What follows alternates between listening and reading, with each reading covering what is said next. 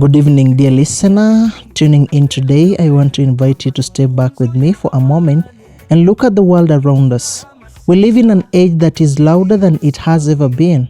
We are constantly surrounded by voices on our phones, through our speakers, and in our streets.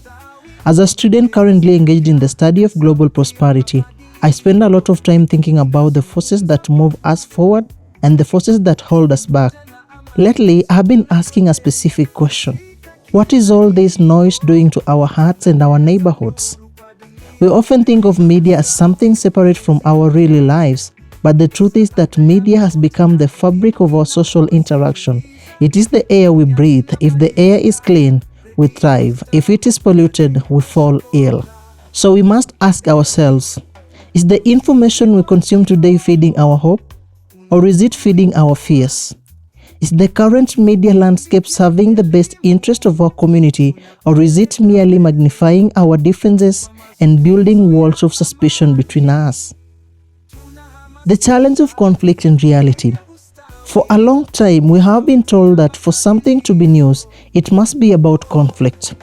We are taught that the most effective way to get attention is to highlight what is broken, what is scandalous, or what makes us different from one another.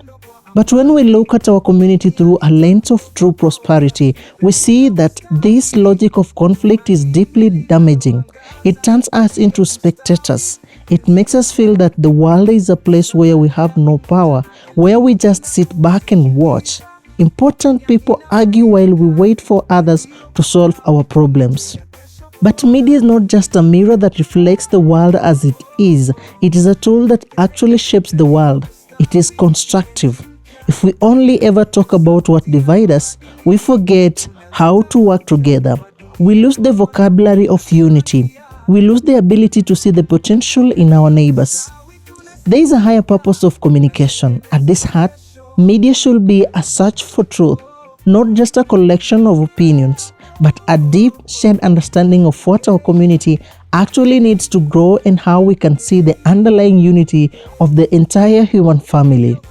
The practical examples of transformation. Imagine a different kind of media. This isn't just about good news, it's about being accurate to the reality of human goodness. Think of the young people in our neighborhoods who ain't just scrolling through feeds, but are spending their afternoons mentoring younger children, helping them with their studies and talking to them about character. When we share that story, we show that our youth are a resource to be tapped, not a problem to be solved. Consider the group of neighbors who looked at a vacant, trash-filled lot and didn't wait for a formal agency to fix it. Instead, they consulted with one another, gathered their tools, and turned that space into a place of beauty. When our media highlights that transition, it reminds every listener that they have the power to transform their own environment. Or think about the local shopkeeper who prioritizes honesty over a quick profit, or the groups who usually disagree but sit down to actually listen to one another to find a common solution for the safety of our children. Highlighting the process of how they spoke to each other is much more effective than reporting on the disagreement itself. This is the process of building social cohesion. It is the process of recognizing that your prosperity is linked to mine and that our stories are inseparable. The students as protagonists. This brings us to a very important realization. You and I, all of us, are not just consumers of media. We are the protagonists of change. In the past, only a few people had the power to broadcast a message.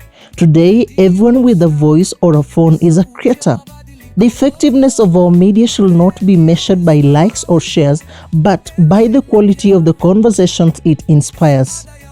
Does our media lead to service? Does it help a parent feel more confident? Does it encourage a spirit of consultation? The responsibility for the prosperity of our community rests on our shoulders. When we speak, are we adding to the confusion, or are we clarifying the truth?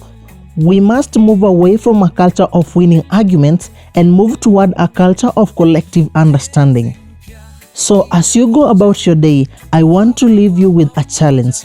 Before you share a story, Before you send a message or even before you engage in a conversation at the market, ask yourself, does this contribute to the harmony of my community? Does this help us see each other's humanity? The impact of media is immense, but its direction is in our hands. By aligning our words with the principle of the common good, we turn our media into a light that shows us the way toward a society that is not just wealthy in things, but wealthy in spirit, in justice, and in unity. Thank you for listening and for being part of this story. Let's make sure we are building something beautiful together. My name is Kennedy Osule.